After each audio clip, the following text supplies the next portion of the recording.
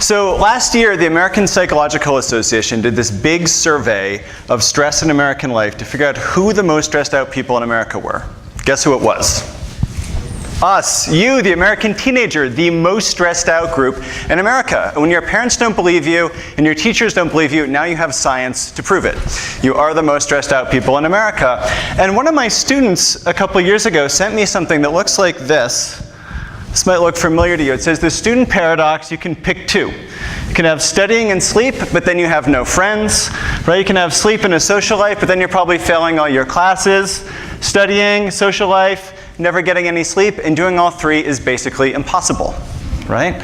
A lot of us can kind of feel this way. So I'll ask you to do this along with me.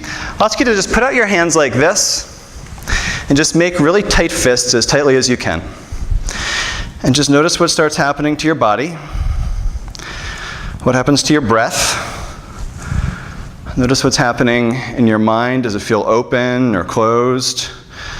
Do you feel awake? Do you feel asleep when you're like this? And then just let go, and then just kind of collapse over in your seat like this. And again, these same questions. How does your body feel? What's happening with your breath? Do you feel awake or asleep? Does your mind feel open or closed? Other times you tend to feel like this. And then just kind of sitting up a little bit more in the middle, palms open like this. These same questions again. How does my body feel? What's happening with my breath? Do I feel awake or asleep? Open or closed? And then just put one hand on the other and rest these both over your heart like this. And again, breath, body, mind. Times you might feel like this. And you can just put your hands down back to your TEDx listening posture, whatever that is for you. So I want to talk a little bit about kind of what was happening when we did this. So basically, when we're like this, this is what's known as the fight or flight response, basically. Maybe you heard about this in biology. And when we get stressed out, what happens is we kind of regress. So kind of like this little inner caveman inside of us starts to kind of turn on. And we have this system to kind of keep us safe from physical threats. Kind of in the old days, we were like being chased by a saber-toothed tiger or something like that. But what the reality is we still have this same system for emotional threats.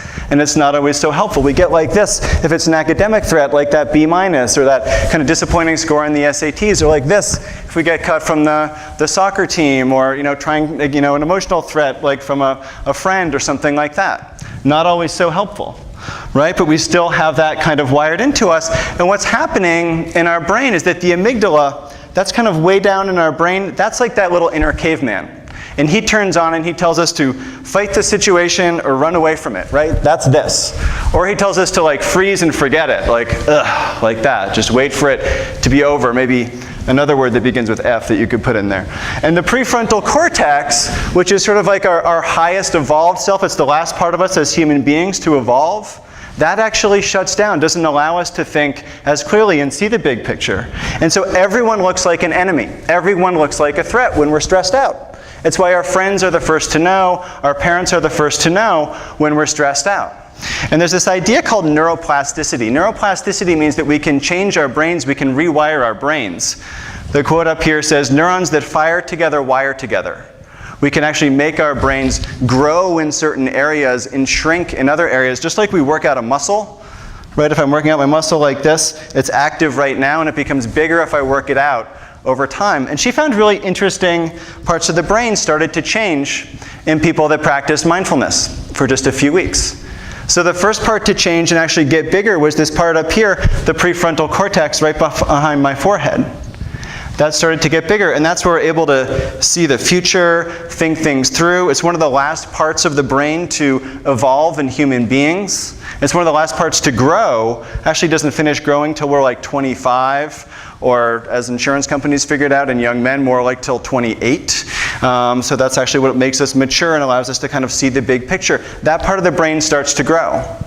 Deeper in, the insular cortex, which is where we have emotion, where we kind of process our emotions and have compassion and take other people's perspective, that also starts to get bigger in the brain. And what starts to get smaller is the amygdala, that little like inner caveman that we all have that's telling us to fight the situation, flee, run away from it, or just forget it and give up and go home.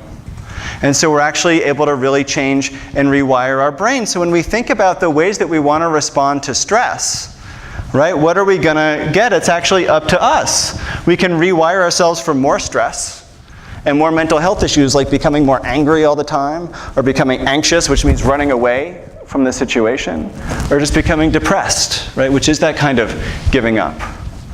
Or we can respond with a little bit more mindfulness and presence, learning how to kind of sit through and tolerate all of the inevitable stresses that life is going to throw our way, and even kind of become comfortable with some of those and have greater mental health issues, kind of greater mental health, greater physical health, and all kinds of good benefits that are out there as well.